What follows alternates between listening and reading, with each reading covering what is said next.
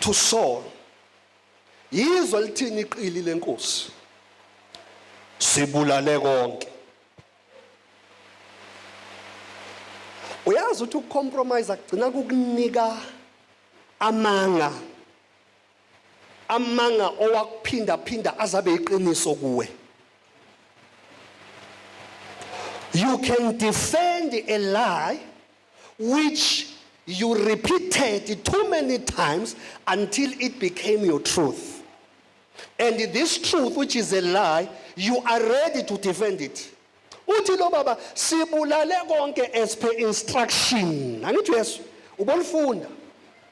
Then the Bible says, Samuel the prophet, we need such prophets.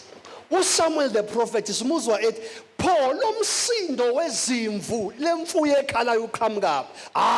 The king changed the story. Lo lezezinye ezikhuluphele sizihlengile. Sihlengela ukuthi zizoba umhlatshelo.